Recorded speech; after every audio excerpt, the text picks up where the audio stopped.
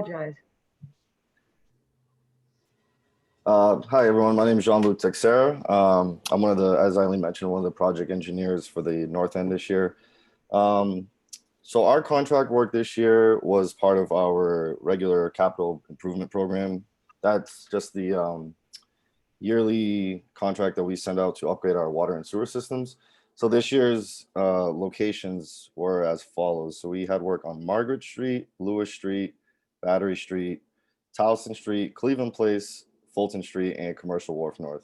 Obviously, that's a lot of locations. And as of today, I would say 95% of that work is completed. We just wrapped up our permanent paving with a LaRusso. The only street that has work yet to be started is Prince Street, and that was due to obviously COVID and the outdoor seating. The city had removed our permit for those outdoor restaurants. So the commission, as of now, has some work planned for the future, and that's going to be mostly along Cross Street. It's a lot of our large diameter pipes, and we're doing a lot of rehabilitation work on that. But as far as this year's construction season goes, we are, like I said, 95% done with that contract.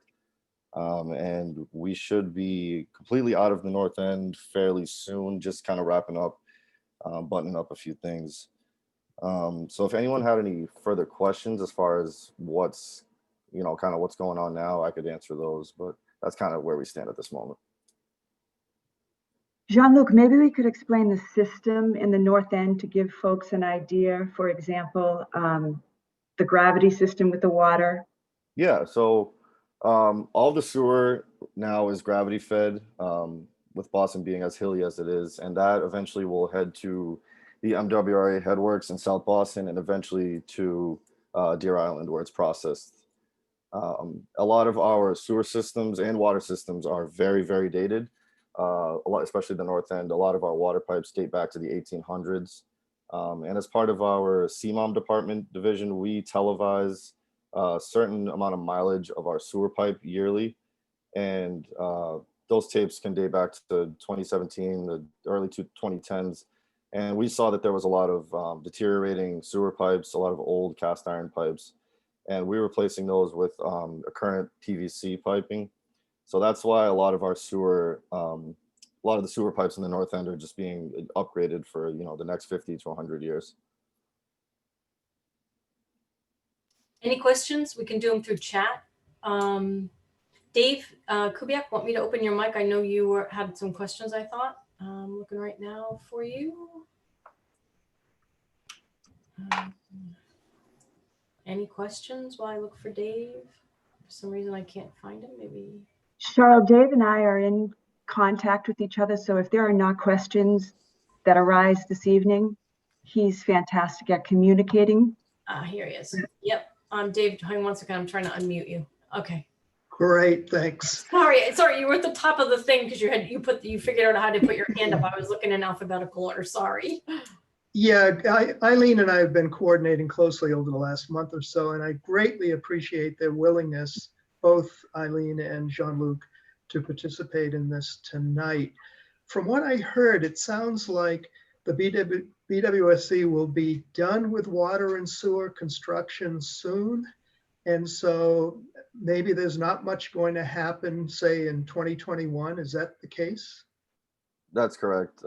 As far as this contract that we were working on this year goes, the only remaining street is Prince Street, and that happens to be from the Church of St. Leonard to Hanover Street, and then the opposite side of that to Garden Court Street at the North Square. So we have just a few water and sewer repairs that need to be done, and we're going to try to coordinate with the city as well as the abutters and get that done before April, because I know, as John had mentioned, they're going to be doing the outdoor seating again. So we're going to try to get that done early to avoid the kind of hecticness that will come along with that. Well, so maybe my comments will help the people over on Prince Street and help people in other neighborhoods as BWSC may be moving to another neighborhood. But I have to say, first of all, I want to say that I appreciate as much as anyone maintenance of water and sewer facilities. It's my profession. And I also appreciate all the construction that you've been doing that's kept people working. That's terrific. But I have to say that for many of us in the North End, the BWSC construction was absolute hell. And I know that I speak for my neighbors on Cleveland Place, as well as Margaret Street. And I believe I can speak for a lot of people on Towston as well. And those are the projects closer to me that I'm aware of. But we went through months on Cleveland and Margaret, 4 months of hell from that construction. And I understand that construction is very noisy, but it went way too long. And I do understand some of the reasons it went too long. And it's too bad, I won't get into that tonight, but it's too bad that those reasons happened and that the construction ended up probably being twice as long, 4 months instead of maybe 2 months long. Now, many of us are home now. People are staying home for safety reasons, especially the elderly. Many of us are working at home. Many of us are studying at home. We're here and we have to put up with this construction. We can't escape it, especially at this time. A couple of points that I want to make. One is community notification. There was very little of it. The people that are going to be most affected by the construction need to know ahead of construction that it's going to happen, what to expect, and how long it's going to last. And then I believe that weekly reports to these folks are necessary, because week from week, we don't know what's going to happen. And we just sort of cringe every morning or every Monday morning. We cringe wondering what's going to happen this week. So I think that the residents deserve, and businesses deserve, a lot more information than we received. The other point is public safety and public health. For nearly 4 months, I had to walk within 1 foot of active heavy construction equipment. I had to walk within 1 foot of open trenches with very little, practically nothing between me and the trench. I had to walk within 1 foot of construction workers not wearing masks. That went on for almost 4 months. There was, for those 4 months, no police details. And unfortunately, we learned last month at last month's NEWRA meeting that police details are all about overtime pay and really apparently not about public safety, but not one police detail. And the BWSC staff are not present enough to monitor safety. Everything seems to be the contractor. The contractor, I guess, has all the responsibility to make sure that we're safe, but it didn't happen. So I'm asking that there be much more public oversight of these projects by BWSC, by the police department with police details, in order to protect public health and public safety. But I'm really glad it's over. I'm glad we have a relined water main and a relined sewer or new sewer. And good luck with the rest of your construction.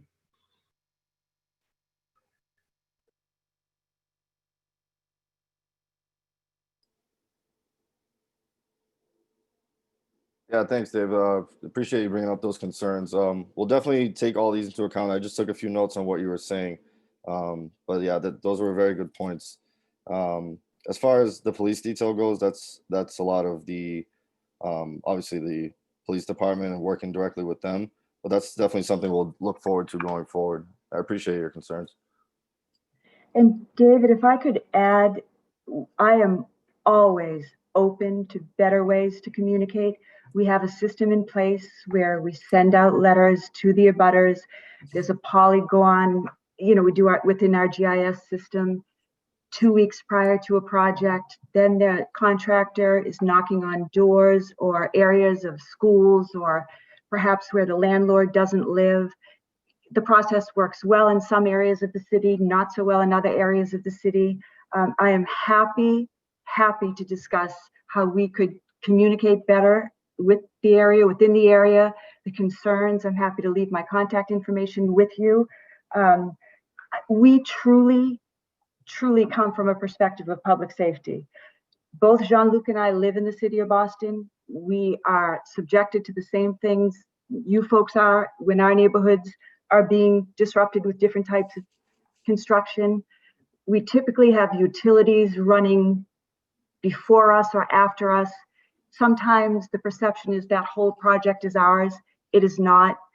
But again, we are happy, open, willing to hear anything folks want to give us in terms of feedback for better communication.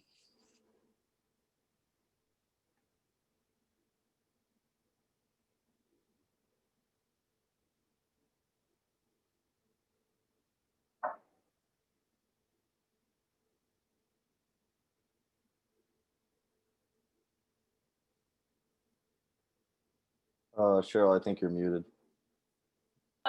Sorry, I was muted. All right, thank you. I was Yep. trying to be so careful. So a question from Sue Benveniste. I live on Prince Street and I've noticed that the water has taken on an unpleasant taste lately. Is there any relation to the recent work? As far as I know, no, but I would encourage Sue to call Boston Water and Sewer if it persists. Okay. Does anyone else have a question? All right. Thank you very much. Thank you. Have a great holiday. Stay safe. Likewise. Wait, don't go. I've got a couple people hands up. Oh, okay. No problem.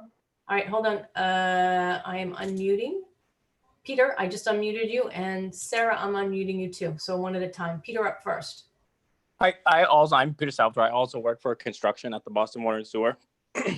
And I just wanted to point out, I apologize for the experience of the construction. I just wanted to point out that the North End offers a unique set of circumstances where the streets are so narrow and so small. It's like almost impossible for the people to not be so close to our equipment. I mean, like we were digging on Margaret Street, some of the depths were like 10 to 15 feet, which require a certain size machinery, and just trying to cram everything on those streets. I mean, obviously there are things we could have done better, but some of the things, it's just the nature of the work in the North End just makes it very difficult. So I just wanted to point that out, and I do appreciate all the cooperation. We tried to be in and out as quickly as possible. I apologize that it felt like forever, but hopefully we won't be back that invasive for a little bit. So thank you again for your patience. And as Eileen said, anytime anyone wants to reach out or has any better ideas for us to do better communication, we're always open to working with the neighborhoods and the abutters. Well, thank you very much. Sarah, you had a question. Yeah, I also live on Prince Street and back up to Margaret and Snow Hill and all the streets that were impacted. I've been here every single weekday since March 13th, and I received 0 notification. And I think to the safety points, we also have a lot of one-ways, especially in this section of the North End, and there was literally no signage. So there were constantly cars backing up down Prince Street, going the wrong way up and down Snow Hill, on sidewalks. They hit probably 50 cars on Snow Hill. Wow. Over the course of this time period. And it's scary because all of a sudden you're walking, we're being told to not take public transportation, get outside. All of a sudden you have cars going the wrong direction, and it's because all of a sudden they're on a one-way, the street's closed, there was no sign at the beginning of the street. So I think it's communication. And then even if you can't have police detail, you need to notify cars that they need to go around, because it was really scary and really unsafe. And really, that really can't be happening. No, agreed. So this was happening on Prince Street? Yeah, because you were blocking the Margaret Place with all of the mess and constant construction that was going on at the intersection of Margaret and Prince. and there's no way. Going down Thatcher is a one-way, going the wrong direction, going up Snow Hill is also a wrong way. And there was no signage literally until you were at the site. Okay, obviously that's not acceptable to us. And if we had known, we wouldn't have allowed it. So I do encourage, if you encounter things like this, you can call Boston Water and Sewer. Like, we are open 24 hours a day. Just let us know that this is happening. And I also wanted to point out, we do order police details every single day. We have no control over whether they are filled, but as a requirement of our permit and of our contracts, that our contractors order them. And so, I mean, obviously, if we had police officers, things could have potentially gone a lot smoother. That's an issue we have on all of our jobs, not just the north end. But if you do have any concerns on any of our future work, please reach out immediately. Please. We do have inspectors on site who are with the work. So you can also, we always say the quickest way to get a response is to talk to the people on site. If you don't want to do that, you can call us anytime and we can address the issues. Thank you. And are you going to be repaving everything? Because it feels like everything was just paved in like the very immediate section. So there's like potholes everywhere. There's flooding everywhere. That we had intended on paving all of the streets in the north end this year to avoid us having to come back next year. The city revoked our permits for paving, so we can't pave them this year. So we will be back next year to do our permanent trench repair. We don't do curb to curb, but on streets like Margaret Street and Tyleston Street, our trenches were so wide, our patches will end up being curb to curb. So we will be back to pave. And we had hoped to get it done this year, but it's not gonna happen this year. Got it. If it's a safety issue, or it is a pothole, or the trench is unraveling, our contract required to maintain that. So if there is a location that needs to be addressed, you can reach out to us and we can have our contractor go and just make a quick repair to make it safe and make it passable. We just won't be doing the full trench repair this year. Got it. Thank you. You're welcome. Sorry for that, Sarah.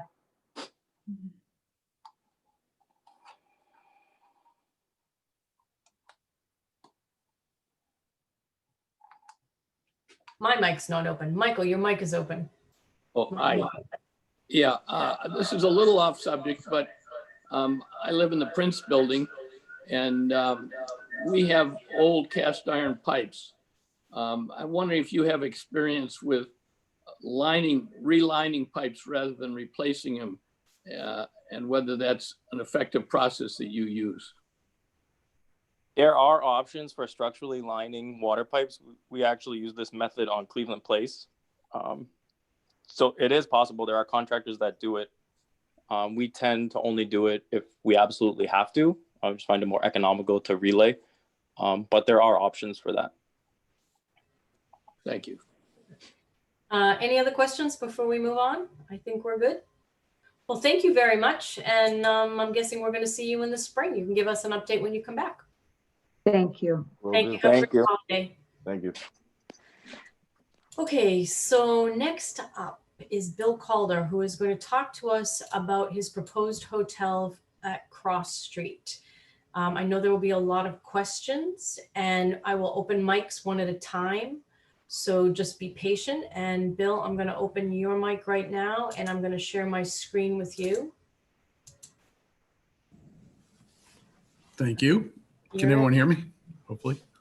Yeah, your mic's open. Okay. Just want to make sure my headset's working.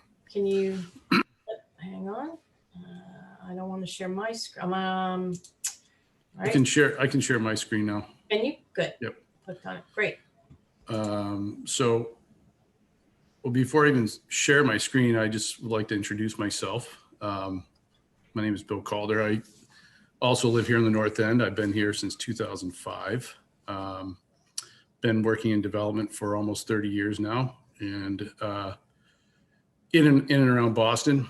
And I have purchased the old Maria's Pastry building, as well as where luxury living real estate is now, back just before the end of the year in 2019, and have the Pache parcel under agreement for obviously the proposal of a boutique hotel.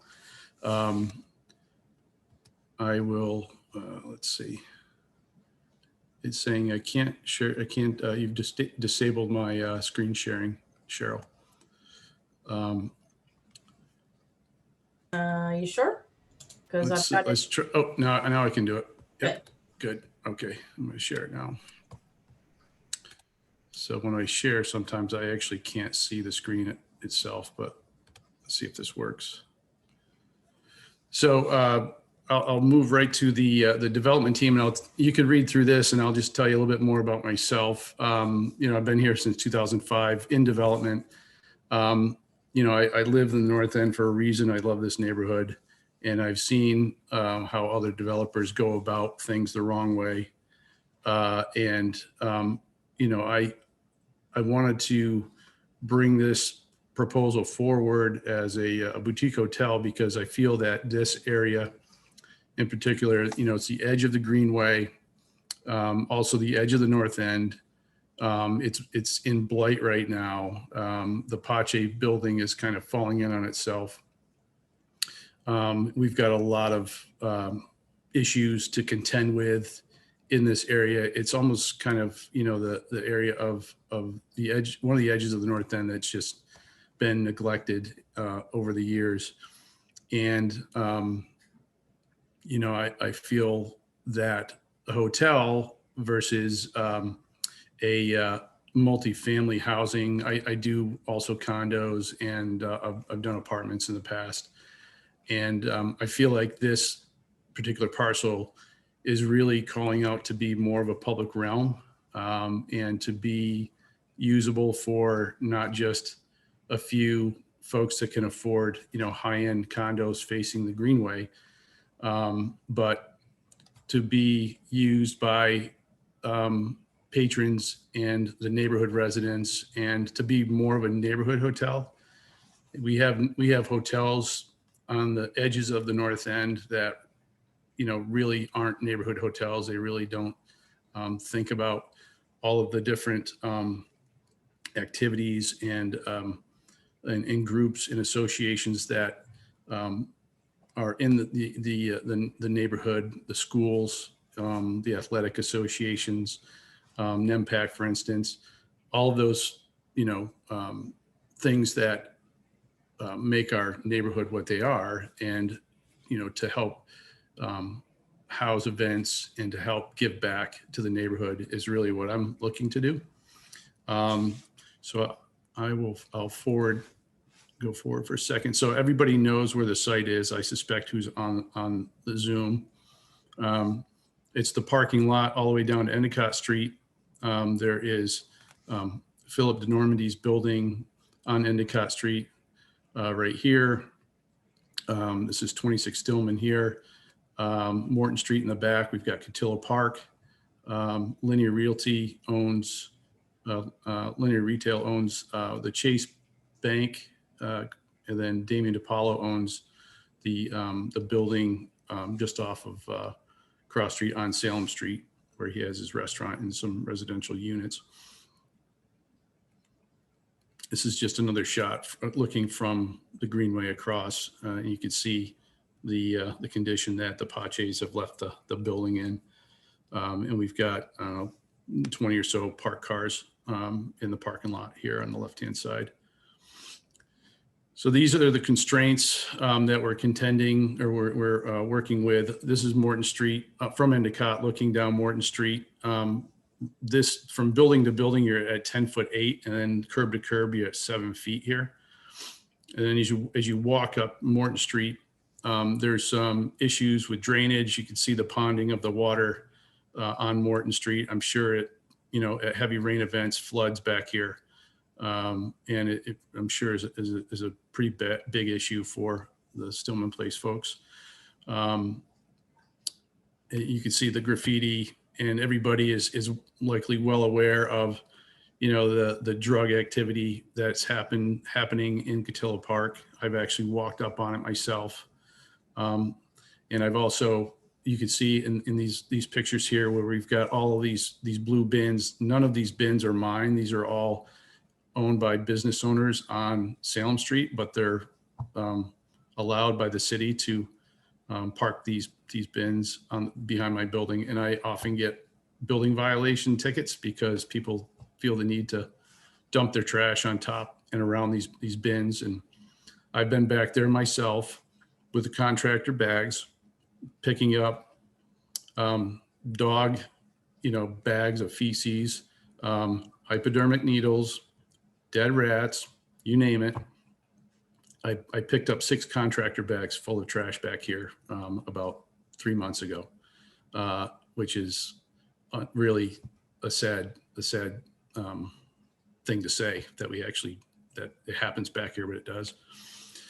So this is the plan that on the ground plane that I am proposing, which is to include or incorporate this open passageway on the first floor, which will, instead of building the entire first floor out with, retail and restaurant and hotel lobby space, I wanted to have a connection to Cotillo Park because I think that's a very integral piece to the hotel as much as it is to the neighborhood, the surrounding area. Because if anything's built here and it just kind of shuts off Cotillo Park, then Cotillo Park, you could redo Cotillo Park, but you still may have that nefarious activity happening back there. So my focus is to incorporate this open air passageway on the first floor and have the hotel activities circulate off of the passageway to the left-hand side. You see the hotel lobby, restaurant, and kitchen back of house on the left-hand side. And on the right-hand side, it would be a separate restaurant where at first we had all of our service and kitchen and loading and restrooms on the back wall. And we've since pulled that forward because I want to activate that back wall and allow it to have glass to where you could see through onto the park and have eyes on the park and activate that edge of the building to where it's, really, a compelling,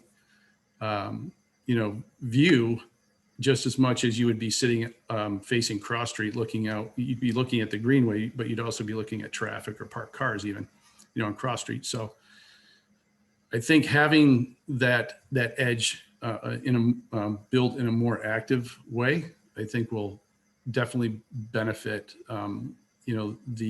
whatever happens to Cotillo Park and however the Parks Department decides to redesign and reconstruct that park.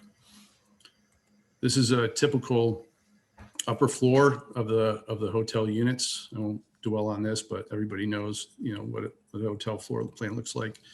And then this would be the upper terrace. We're staying within the 55-foot height limitation. At first, we were trying to lower each room level to see if we could accommodate a permanent condition on the top floor for a seasonal or a more permanent event space on the top floor. But we were pushing up against the 55-foot height limitation, so we scratched that. So where you see seasonal event space, that will likely be open outdoor space, which we hope to have some kind of enclosure, whether it's, I wouldn't call it a tent, but something that will allow us to extend the shoulder seasons for events. And then you see in the middle, you have hotel roof deck, covered deck with views, back towards Cotillo Park on one side. And then we have on the right-hand side, we thought it would be important to have that restaurant on the first floor have its own outdoor dedicated space on the roof terrace as well. So it's got its own dedicated elevator and stair to access the roof deck and allow that restaurant to have that additional seating in the warm weather. Although they wouldn't have any, well, they may be able to have some seasonal or shoulder time if they were to have a temporary enclosure as well. And I, just so you know, Cheryl asked me to make this kind of a brief presentation. I kept it to about 10 slides, but so hopefully, you know, if you have questions at the end, I could hopefully field them. But so I want to just talk about Cross Street, and this is our idea and interpretation of what we could do here across. And I know a lot of people will already think, well, where are the parking spaces for resident parking, and that could very well, you know, end up staying. But my landscape architect and, you know, in talking with BTD thought that, you know, it was wanting to be more pedestrian. As everybody knows, the space across the street from Salem to the south is authorized vehicles only right now. And there's only, you know, commercial parked cars or, you know, commercial trucks or whatnot. And it looks kind of like a wasteland right now. So if we could make it more pedestrian, I think that would be of benefit. And this is this is what we're showing here on the corner of Salem and Cross, of a more pedestrian feel, with a new curb cut with a pickup and drop off in the front of the hotel, where we could spill out, you know, seating and dining out onto Cross Street, and, you know, make it sort of more of a pedestrian plaza than it is right now. It's you know, more of a vehicular. So, you know, but we're open to hearing what the neighborhood's preferences are on Cross Street, but this is just our own idea. And with that, I'll leave it to Cheryl to field comments. Sure. Thank you very much. Before we start opening mics, I see that we have a question in the chat from Kirsten Hoffman. What mitigation measures will be put into place to manage the impacts of the project on Cotillo Park, the immediate neighbors, and the neighborhood, including traffic, trash, and noise? Also, hotel use is an intensive use in terms of impacts and massing. What alternatives to the project have been and will be considered, including alternative uses and massing? So there's a bunch to unpack there. So yeah. So I'll start with traffic, I guess. So I'm including no. So I'll go back to to this plan so people can look at it. We're not incorporating any parking in the plan because it's of a hotel use. A lot of the patrons and folks will be coming via rideshare, or if it's rental cars, we'll have valet as well. That can, we've got two very large parking garages, Parcel 7 garage and Haymarket garage, that folks can have their cars parked in by the valet. And, you know, there was discussion, the BTD even suggested that we have a pickup and drop off on Endicott Street. And I said, that is just the absolute wrong place to have a pickup and drop off for this use, because then you put traffic on the streets of the North End, and that's what I'm trying to avoid. I want to keep all the traffic on Cross. They can circulate back over to the parking garages across the Greenway if need be, but hopefully, you know, the majority of folks will be coming by rideshare. One of the other questions you want to just go through? Yeah. Okay. Impacts on Cotillo Park, neighbors, and the neighborhood: traffic, trash, and noise. So let's do trash and noise, and then I'll read the rest of the question. So trash right now, we're obviously, this is all very preliminary, and, you know, I'm just making this presentation early on, but we've got to, you know, get into the weeds on, you know, how service and loading and trash is taken care of. Obviously, you can see here, we've got the service labels on each side of the floor plan.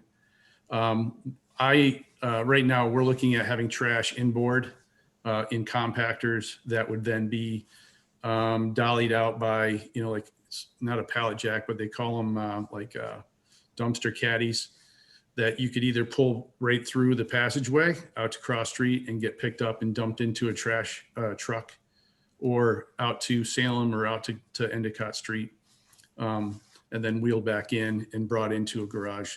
For loading, In service, I think it's going to be very decentralized depending on, what's coming to the site, whether it's, food, obviously fruits, vegetables, and, all types of food that will likely come and be loaded in off of Cross Street, either through the hotel itself or through the open air passageway and just back around into one of the doors. Same with the restaurant. I think they'll go straight into the restaurant in the front.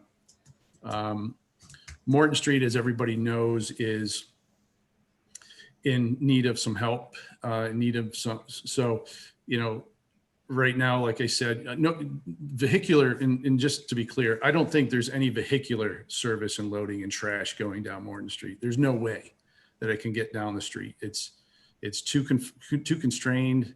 You can't even, now with the seating out on Salem Street, you can't even turn left if you were to come out of Morton Street onto Salem Street. You can't turn left to go down Salem Street because the seating that was out there. I'm not sure if it's still there or not, but my preference would be to make Morton Street a curbless condition, and not so much for vehicular access, but to do a couple things: fix the drainage issue back there, and to make it more of a pedestrian feel, like, with bricks, for instance. There's some thinking that you don't want to touch it because it does have that old school, old world charm of the tight, alleyway with a tight curb line. But if that were to remain, at least getting the drainage fixed would be, I think, of benefit. So the second part of Kirsten Hoffman's question, and Kirsten isn't a butter. The hotel use is an intensive use in terms of impacts and massing. What alternatives to the project have been and will be considered, including alternative uses and massing? Well, I haven't even gotten that far of thinking about alternative uses and massing. Obviously, the economics kind of drive the development, but we also, I'm very aware, and I'm not going to ignore the fact that we've got folks that live in Stillman Place, on the backside of Stillman Place, that have views that will be impacted, whether it's 3 stories, 5 stories, 10 stories. It's and I'm very focused on working with the neighborhood, the neighbors, the impacted abutters on while views may be impacted, hopefully the other benefits that I'm going to bring to this site will help to offset some of those impacts. In Cotillo Park, for instance, Cotillo Park, as we all know, is not in the best of shape, and it's not used for all the things that it really should be. And the trees back there, in my opinion, they are, would hate to cut trees down, but those trees are actually part of what deprives the park of sunlight, presently. So, I think it's all, it might be timely that, the Parks Department was talking about redoing this park. I personally, whether I was doing this development or not, would like to participate in seeing what happens to that park, because I've taken my kids back there and played, and think it's, it is an integral part of our neighborhood. But right now, to answer Kirsten's questions, alternate studies, I really haven't gone through many, to be honest with you. And I feel that the design that we've come up with, I think, is very much in keeping with the neighborhood as far as the massing and the facade, and obviously there's going to be a lot of pushing and pulling on what it looks like and whatnot. But like I said, very early on, very preliminary, and hope to have some good discussion going forward on it. Okay, I'm going to take a couple of questions from abutters. I know who they are, so I'm just going to open your mics kind of one at a time. Ryan O'Hagan, I'm opening your mic. Audrey, I'll open yours after that, and Steve Shore. I know you guys are all abutters. Ryan, you're up. Oh, thank you, Cheryl. I'll be quick because I know obviously there's several Of course. others that want to speak. Again, I'll be really quick here. 24 abutters, all owners, and some of them who have been living in the North End for decades.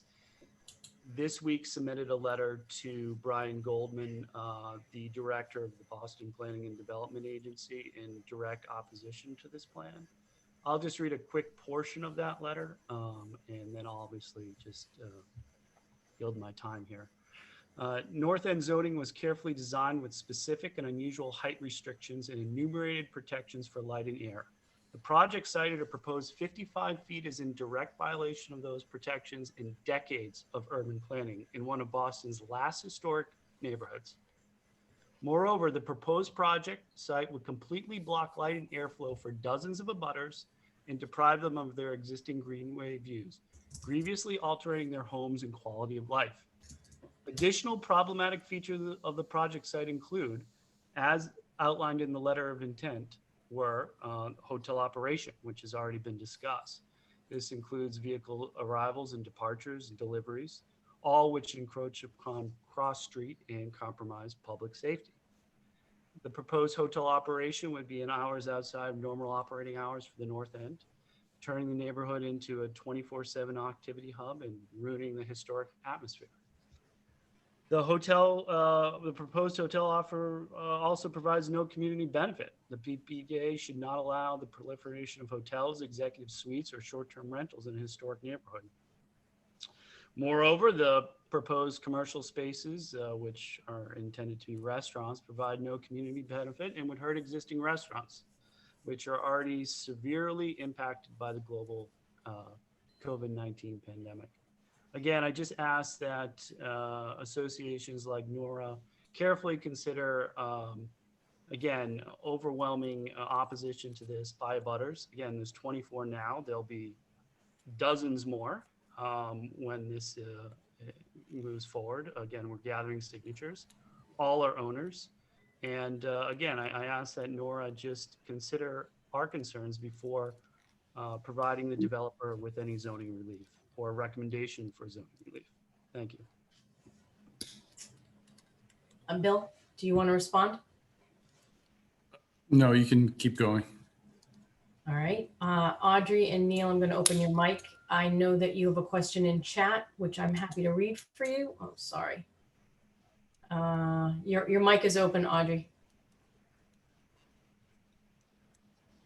Well, it was.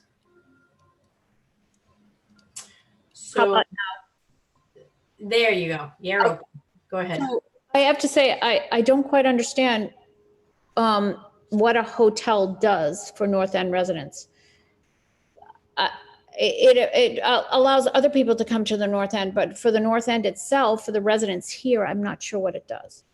I think that a building of this size, and there are 130 to 140 rooms, they're not all going to take an Uber here. People are going to drive their cars.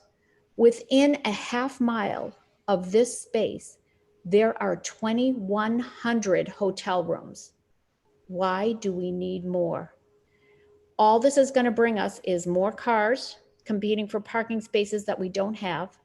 We're going to take parking spaces from Cross Street, and we are going to create more trash and undoubtedly more rats. I can't think of a worse project. So it doesn't benefit anybody in the North End. No one. Pace's was great for the North End. We could get food, we could get fresh pasta, we could get all of that. Maria's was great. They needed a little rehab, yes, but they were great. And this area is zoned for 1 story. It is not zoned for anything else but 1 story. So we are taking away the light, the views, the air, the privacy of a historic building here at 26 Stillman. It was a cigar factory in the 1800s and then became the tuxedo store that was very famous. And we have a historic building here that we're going to cover up. We're all for Cutillo Park. No one wants it to be a drug zone anymore. But making it totally in the shade is going to improve the drugs there? I don't think so. That's my opinion. I think that taking away our light, which provides us a lot of heat, we face south. So this building going up 6 stories is going to block so many people's light and heat. And we're going to look out our windows and people are going to be staring at us from the hotel room.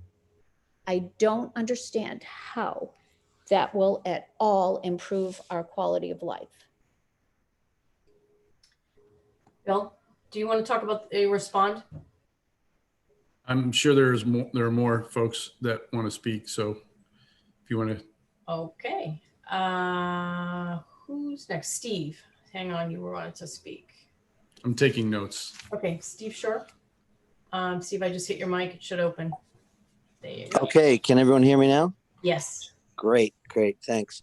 Yeah, I've been in the building for 14 years. I've been in the North End for 16 years.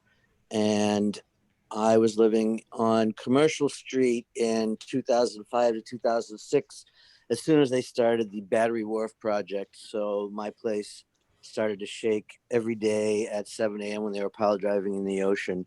With that being said, I can also remember back around 2008 or 9, there was a proposal for building on a condo building on the Cooper Street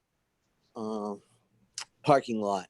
And I went to the town meetings that we had, and they had union workers yelling at the residents, and it was a pretty crazy thing. But from what I understand, the reason why we were able to ditch the project was because, well, our building is on stilts in the ocean. And we figured that the rat problem was going to be so bad that, from what I understand, that's why the proposal got thrown out. Which leads me to my main concerns here. Mostly is structural damage. I mean, I believe this lot is less than 10 feet from our building, or about 10 feet from our building. So what my biggest question is, what precautions are you prepared to take or thinking about before doing any kind of demolition work in there? And to add on top of that, what makes you think that adding a 6-story hotel, and if I'm not mistaken, I think it was 5 stories when we first heard about it a few months ago, and now it's 6 stories. What makes you think that the traffic isn't going to be insane with all the people going on 93? They're going to Charlestown, they're going to Sturrow Drive and around the Greenway. And I don't understand how a 6-story hotel is going to help that situation. I only heard it. Thank you very much. Just tell me if you want to respond, Bill. I'll just go to the next person. No, just quickly, 5 stories is the proposed plan. And we would obviously be, we can, I'll try and answer as much as I can at the end if you like, but any construction that we do will have, obviously strict protocols on vibration attenuation and making sure that we would have to do pre-existing surveys on buildings and add monitoring to all the buildings, foundations and whatnot. So that's kind of standard procedure. I'll ask you a question. I'm not going to ask. You're going to make a Hey, statement? everybody, hang on. Somebody's mic is open. O'Connor, I just muted you. So we're going to go, Cora is up next. And after that, Mary Beth Sweeney, Neil O'Connor, Lorraine Foley. I'm just taking them in the order I'm getting them in chat, or put your hands up. But Cora, your mic is open. Go right ahead. Thank you, Cheryl. I just want to say, Bill, that I've lived in the North End all my life. I've lived on Stillman Street. And as for the trees, my brother had those trees planted there. And as for the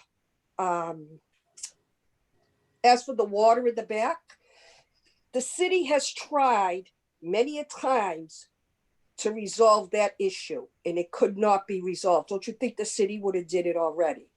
And as for Cotillo Playground, that monstrosity that you would put up would stop all light. It wouldn't help. It would make more infestation of the rats, and the drug problem is not going to go away because you put up a hotel. It will only actually make it worse. Okay, the people in the North End, it's a historical place to go to, and putting a hotel is really the worst thing that could possibly happen to this neighborhood. The question is that what made you decide to put a hotel in a historical place where we got hotels down North Station, Faneuil Hall, and down the Aquarium? And, you know, it sets me back to think a person's mind that lived in this North End for so long to not get the concept of a neighborhood. So I ask you this, how much are you involved in this North End? Because if you were that involved, you would know what a neighborhood really means. And as for you taking your children in this playground, maybe you took them here just to take pictures, because I live directly across from Cotillo Playground. You know, and my brother has kept up that playground until he passed away a couple of years ago. Mm-hmm. So the thing of it is that trying to stop the water in the back of Martin Street cannot be done, because the city has tried and tried and tried for years. You would be a miracle worker, okay? And for making access into the Cotillo Playground is totally ridiculous, because you would have people coming in from all warps coming into the playground and not doing what we know what they would do.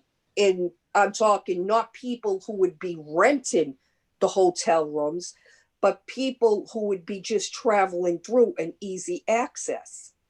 I mean, and besides, I don't even know how you got the clearance to even to go up so high when it's only for one floor.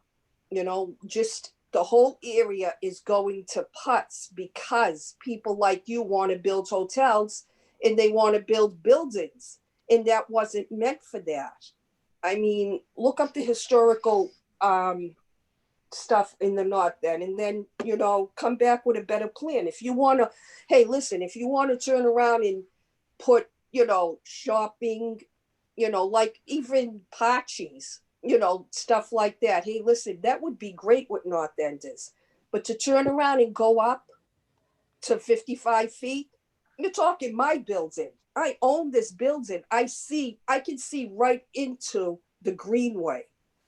So, I mean, to take away the sun, the view, and to think that it would help the neighborhood, I'm telling you, you're dreaming, because it's not going to help this neighborhood at all. Me, I mean, I'm kind of like, if you know, I'm kind of PO'd that you even went this far and to try to get a hotel into this neighborhood, a historical neighborhood of all that. I mean, really, I mean, thank you, Cheryl. I mean, I'm kind of like. Thank you, Cora. No, we hear you. All right, let's, Mary Beth, you are up next. I'm going to open your mic. Hi, everyone. I purchased my unit. I live at 26 Stillman Street, and I live in you actually saw my apartment in several of the early slides. I'm in the unit that has the 6 windows that has a silver covering on it. I purchased the unit from right there. That's right. I purchased it through the Boston Redevelopment Authority. So I feel very blessed to have my space. It's a studio. When I first purchased it, a lot of my friends or people I knew in the neighborhood said, "Oh, I always thought that was a hallway to that building," and I could see why, because it is it's wide, but it's very short. So as you can imagine, this structure like this would be absolutely devastating to me. You know, would basically be sealing up all of my windows and all of my light. But I also think it's very important for me to point out, Bill, you had mentioned that in order to have a view of the Greenway, you had to have, you know, some money to spend or, you know, to live in a fancy apartment. I absolutely adore my apartment. I feel blessed to have it. But the fact that I went through the Boston Redevelopment Authority, you know, means that I don't have the option to move or to purchase another unit. Some people have said that to me as I've expressed my concern over this. I do not have the option to move. You know, when I purchased it, I was the director of the kinder care in the North End. And, you know, this was just a dream. It still is a dream space for me. You know, I've become slowly but surely very invested in the street and the block and the neighborhood. I certainly have become the neighborhood watch for Friends of Cotillo Park and for our building, because I have such a great view of looking down Morton Street. So unfortunately, I'm very well aware of the drug use and you know, I often call 911. I've opened my windows and asked if someone's needed an ambulance before. So I'm very well aware, but you know, a tall building like this, it's absolutely just going to create, I know the shadows, I know where people like to tuck away to do drugs, and having a massive building like this is certainly not going to help the neighborhood. It's just going to put a brick wall up between all of us and the Greenway. So that's all I have to say. Thank you, Mary Beth. Bill, any response? No, I spoke to Mary Beth in the past, and I understand her concerns. And obviously, and also, oh, sorry, Bill, go ahead. No, I was going to say you're I think the closest you know, butter on the back versus others. Yeah. And my neighbor next door, she is working right now, so otherwise she would be on, but she also purchased her unit through the BRA. So I could speak for her as well, that moving is not an option. So, and she only has 2 windows in her unit, where hers is very long and not very wide, but mine is the opposite. Thank you. I just tried to open Neil. I'm trying to unmute you. Neil O'Connor. There you go. Thanks, Mary Beth.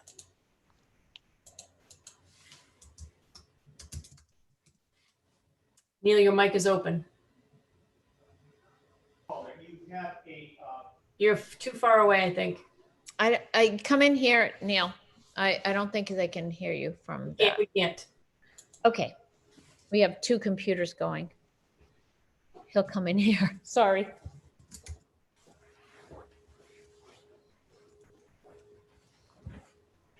So, Mr. Calder, thank you for your presentation. You have a great vision for what you want to do for this neighborhood.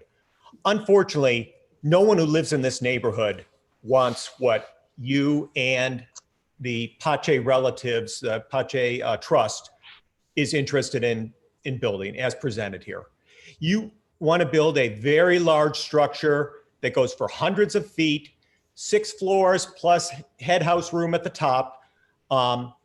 It's reminiscent of the wall between the United States and Mexico. No one in this neighborhood wants that. Sunlight will never hit Cotillo Park again. People will lose their views, their sunlight, their fresh air. This is absolutely inappropriate for this corner of the North End. As you well know, you try to pass this off as the zoning allows a 55-foot story building. That is not true. The zoning allows a 1-story building on those 3 parcels of the 10 that currently have a building. The ones that have no building that are flush lots now are zoned as a flush lot. The neighborhood does not want this large monstrosity.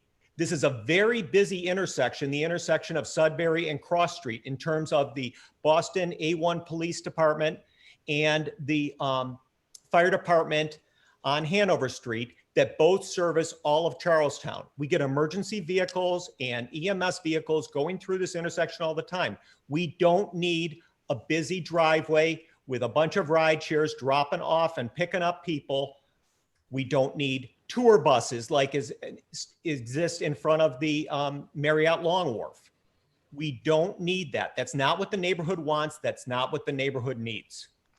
please go back to the Pache Trust and come up with another plan. Okay, Bill, do you have a response or shall I move on?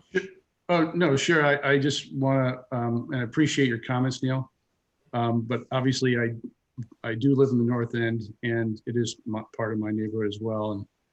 And I have people, now that sort of the lid has been lifted off the cover on the proposal, I have people asking me, when it's going to start, when we're going to get into permitting. They can't wait to see something, can't wait to see the hotel go here, because it's been blighted for so many years.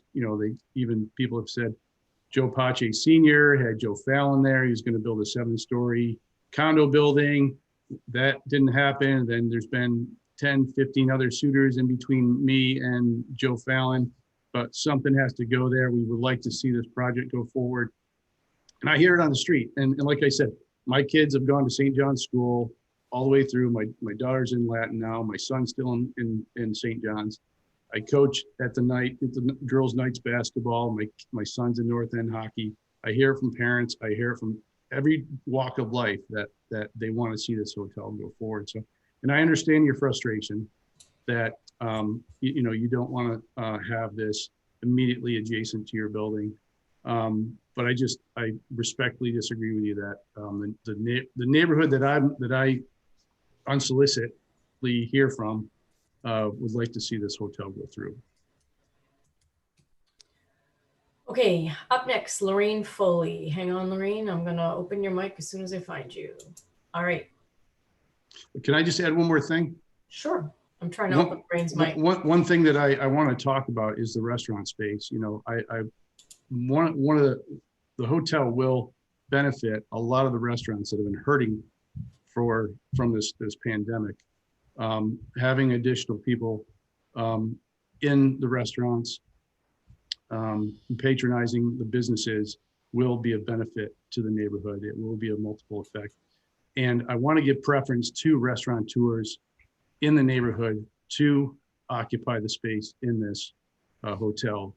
And the focus would be an Italian-inspired hotel where we could pull in the Italian culture of the neighborhood through historic pictures, through a number of ways that we could sort of emphasize and highlight the history of the North End. Somebody even suggested to me that we do an open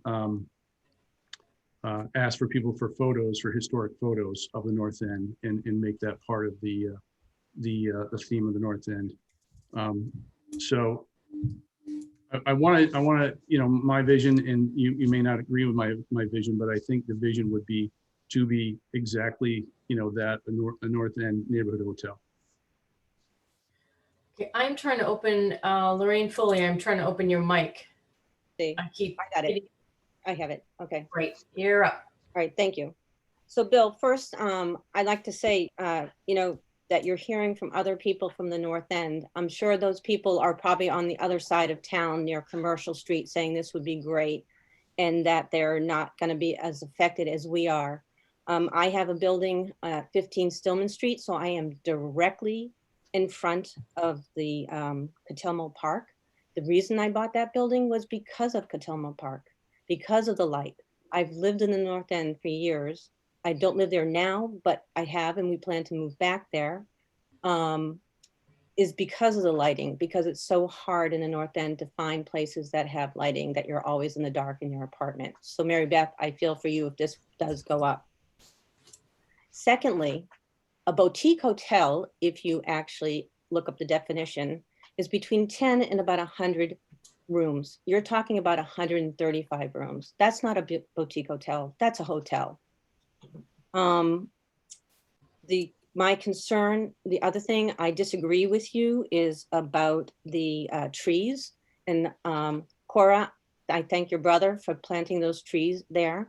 It's beautiful. It adds a lot of shade to that park because in the summertime, it would be very, very hot. And it has a nice breeze and you can sit in the park and feel cool enough even in the middle of the summer. With that building will completely ruin the park. will have no sun, nothing there. You know, you say you have your kids play there. Well, they would be playing in the dark because it wouldn't be bright. You wouldn't have the trees that would be able to grow, the plantation that's there. Your alley, to me, looks like, I mean, I understand what you're trying, the concept that you're trying to do to open up the Catelmo Park. It's going to increase, like it's already been said, more people coming into that park, hanging out, noise that's going to go on. Mary Beth already commented, it's going to make more areas for the drug addicts to use. My concern also is the noise. You're talking about the deck on top. That noise is gonna is just gonna be outrageous. You know, at night, 11 o'clock, 12 o'clock at night with the restaurants, it's gonna be so loud. My apartment building, all I will hear is noise. It's already, you know, that street is a quiet street. It's a quiet, nice neighborhood. And this is totally gonna destroy it. My concern too is you're saying 55 feet, you know, is that 55 feet from the top of the roof? And then you're now going to put another covered area on the deck, a covered deck. So that's even going to make it higher, that we're not going to be able to see any view of the Boston. So those are the things I'm concerned about. I disagree. You know, people are probably saying, yes, it's great to have something there, but they're probably also not the people living right near there. Thank you. Thank you. Next up, Paul, I'm going to open your mic. Paul Cangiano. Oh, sorry. All right, there you go.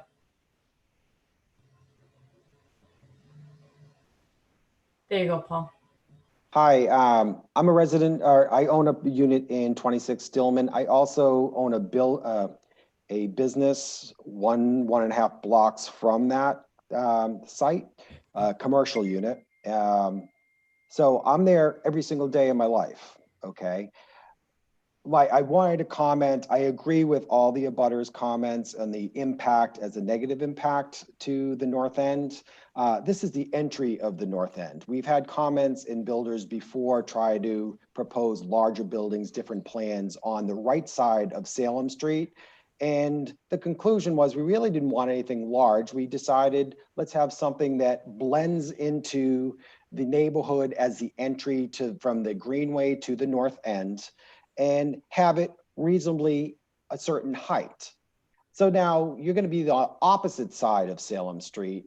But when you propose this project to yourself and purchase this or have this game plan, I don't understand why people say, wow, you know, in order to make this work, can I make this work at 2 stories or 1 story, or do I have to make it work at 5 stories at 55 and ask for permission, ask for exceptions and all these exceptions to the rule? It wasn't zoned for that, so why should we give you an exemption to the rule or relief of these rules? You know, you shouldn't have to have relief. You should build it per code so that it would comply with what the existence and historical aspects of that space used to be, not say, all right, you know, this, I just want to change it. Change isn't always good. So I agree with everything else everybody said on the negative impact and the impact on Cotillo Park, but also I wanted to focus on the traffic aspect also. I think it was like a year ago they published that on Cross Street to the North End, and I'm impacted dramatically in front of my office at 77 North Washington Street about the traffic. That's the most highest congested traffic area, I think they even said, in the country, that small little area. Now you're going to introduce that many keys, going to be that many people, whether they're Ubers, this and that. Sometimes it takes people from the Longworth Marriott to my office, takes them an hour in an Uber or a taxi just to get to my office, and they're late for their appointments. So I just don't like the traffic flow that's going to increase there, the density and the height. So I agree to disagree with your assessment in thinking that it's going to be a positive impact. I think it's definitely going to be a negative impact to the community, and I dislike it. Thank you. Thank you, Paul. Kirsten, I just opened your mic. Hi, thanks, Cheryl. So just on behalf of Friends of Cotillo Park, so Cotillo Park, I think as we all know, is a historic park dating back to the early 1900s. It has some beautiful trees. And I really agree with a lot of the comments people have made about the park. We certainly don't want to lose the trees. We don't want to lose the residential nature of that park, serving the neighbors to that park primarily. It's a quiet park, it's a shady park. It's really nice to go to when the sun is out on the greenway. And so this parcel is right between Cotillo Park and the greenway. It's a unique parcel.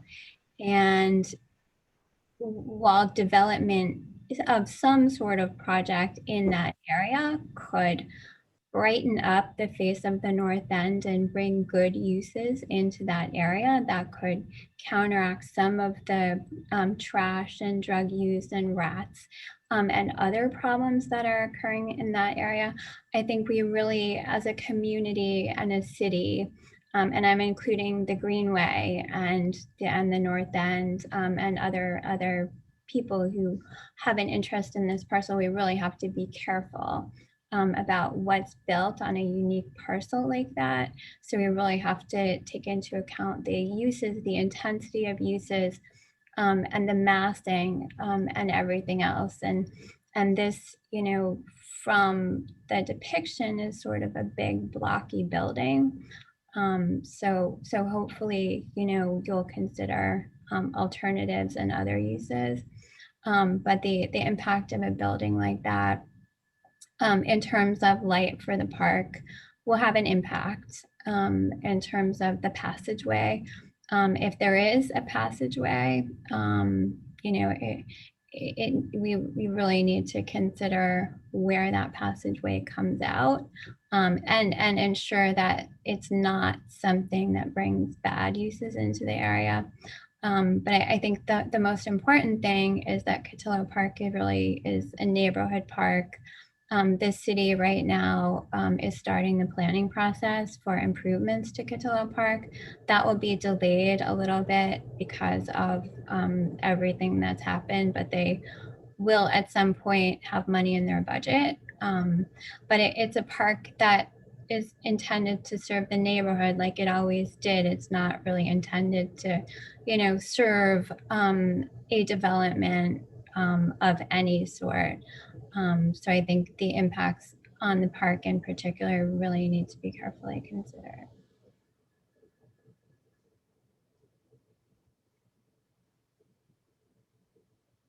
Sorry, I was muted. Bill, do you have anything on that, or should I move to the next person? I agree with Kirsten. Okay. Thank you, Kirsten. Dean, I'm going to open your mic, then I'm going to open Dave's mic. Dave O'Dean? Yes, I don't know if you can hear me. I live at 7 Stillman Street in the Cora's building. And I guess my question is, how do you get so far without having to do an environmental impact study? I hear a lot of comments around suggestions around traffic flow, suggestions around light, suggestions around, you know, where garbage is going to go and be, and how come you haven't accounted for any of that? Well, this is very preliminary. Obviously, we're getting into the process now. I submitted a letter of interest or letter of intent to the BPDA just in, I believe it was November. So there will be a process that we go through. We'll submit an expanded project notification form, which will be required to address traffic, shadow, wind, and other impacts, loading service, those types of things, in our filing. But we will have we'll have local meetings, obviously prior to that submission. But it sounds like you've already put your plans together, so now you're going to go out and fit your environmental plan to fit a 6-story building. It shouldn't be that way. That's all I have to say. Thank you, Dean. Dave, I'm unmuting you, Dave Kubiak. I don't live at 26 Stillman, I live in Cleveland Place, so I'm a little bit remote from this site. But at the same time, I agree with everything everyone said so far.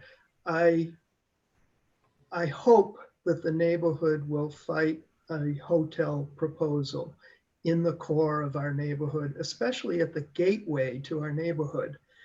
When people look across the Greenway at the north end, they should see a historic residential community.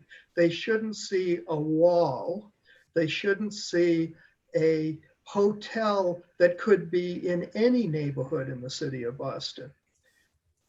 There needs to be, in the gateway of the north end, those things that invite people to our historic residential neighborhood. And also, I'm afraid of the precedent of having a large hotel in our neighborhood. What next? It's interesting that, Bill, you don't show any drawings of the height of this building, the massing of this building, the impacts of this building on abutters. You don't even really identify the abutters, the abutting buildings here. They're just little line drawings, but we don't really get a sense of how much this project is going to impact abutters and the park. I do understand why you didn't show those, though, because I've seen some of those renderings already.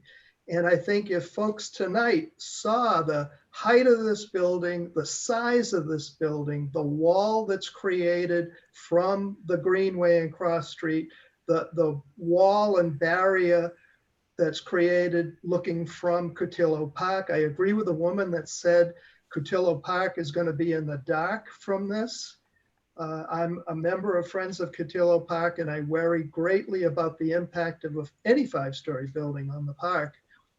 I understand that the massing of this building, the height, but also the fact that it is one huge monolithic structure, is driven by the hotel use.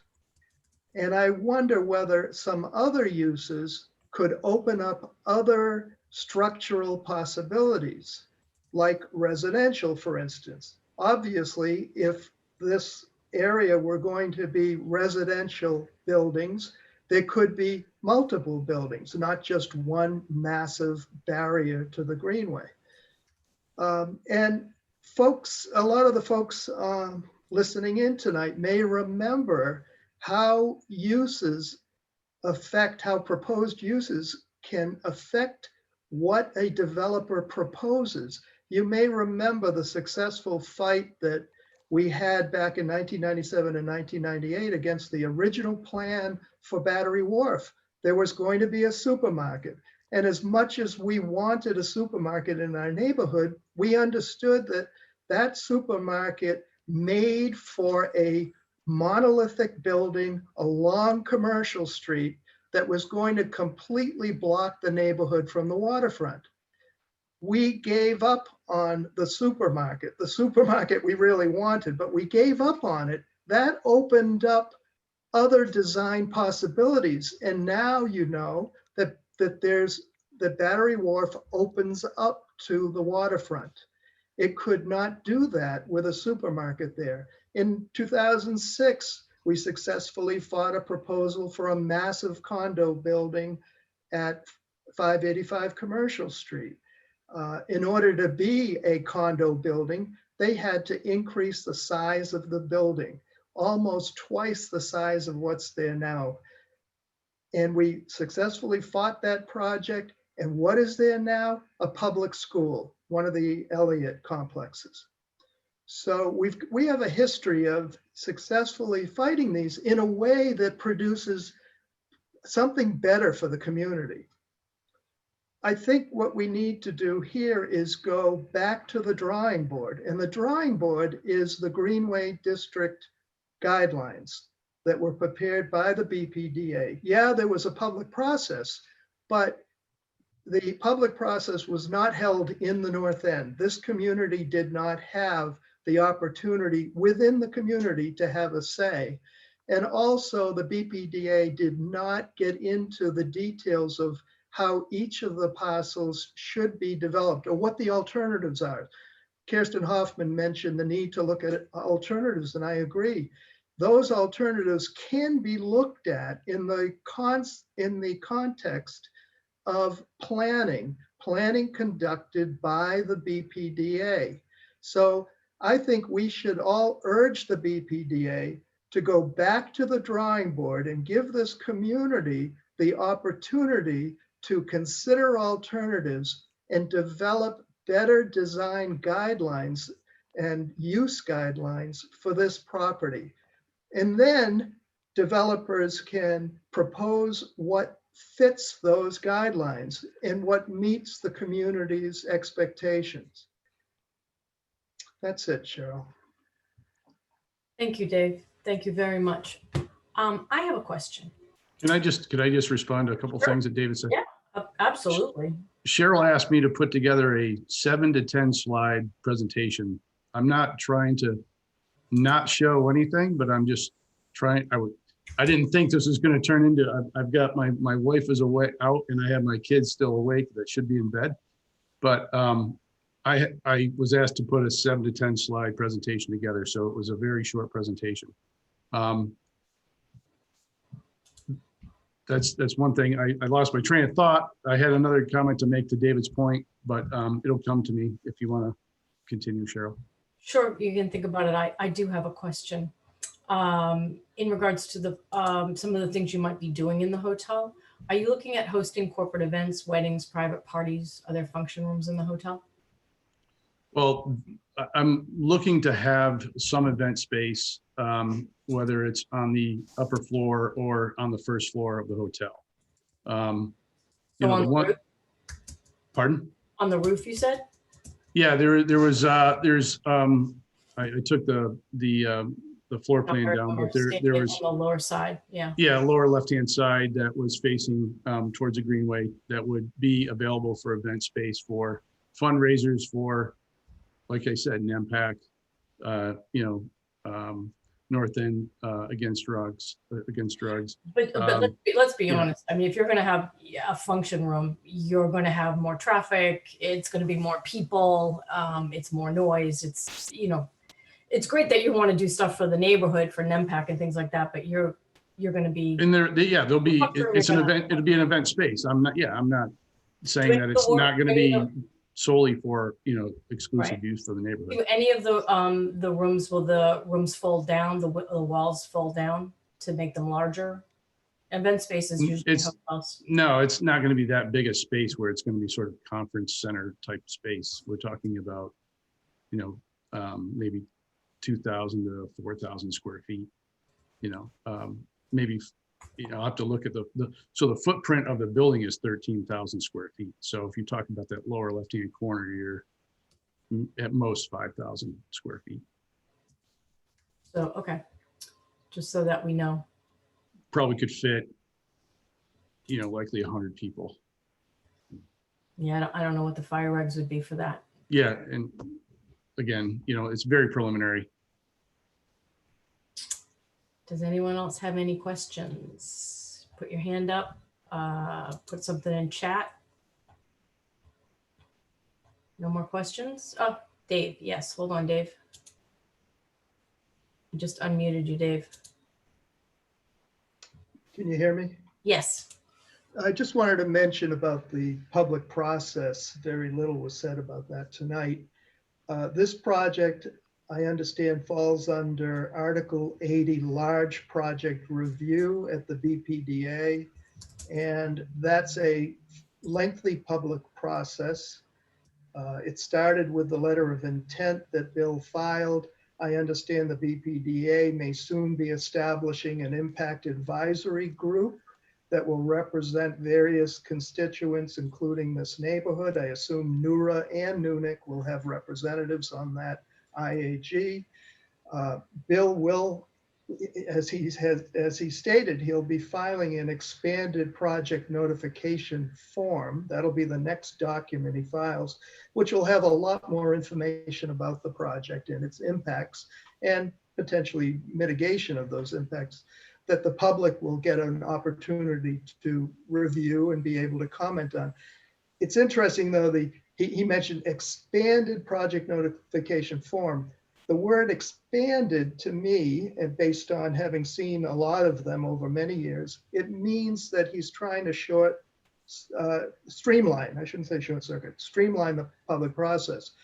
I would imagine that when people propose an expanded project notification form, they then want to follow that up with just one more document, a project impact report, as opposed to a draft project impact report followed by a final project impact report. So the only reason I'm bringing that up is because the process may go on for a very long time, but that's going to depend on us.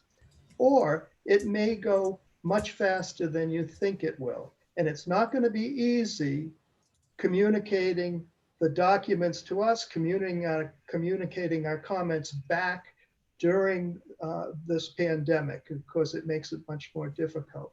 So, but yes, there is a process that does involve community review of various documents and comments to the BPDA. Unfortunately, from my opinion, unfortunately, this does not fall under state environmental review. So the only agency that will be listening to us, if they listen to us, will be the BPDA, as well as the mayor. Thanks. There is going to be an IAG, I understand. Absolutely. An impact advisory group, yeah. Correct, yes. In the process. Does anyone else have any questions? Any further questions? Otherwise, we can adjourn. I just want to thank everybody for coming this evening. I hope everybody has a Merry Christmas, Happy Hanukkah, Happy New Year. A better tomorrow is coming. Hopefully we'll be able to have a meeting in the spring and get to see each other again soon. I'm sure Bill will have you back. We'll be having other developers and other projects coming before us in January and February. Please keep in touch if you have any subject matter that you would like NEWRA to address in a meeting. Send us an email via the website. And I hope everybody has a great holiday. Bill, yes. Yeah, just one more thing. You know, I'm not like other developers. I'm very accessible. Cheryl has my contact information. If you want to contact me directly and discuss what I'm proposing and have a conversation about it, I'm more than willing to do it. Obviously, within the COVID sort of construct, but I'm more than accessible and just want to put that out there. Well, that's terrific. Do you want to put your email address in the chat right now? Sure. Why don't you do that? That way people can have it. Do it. Sure.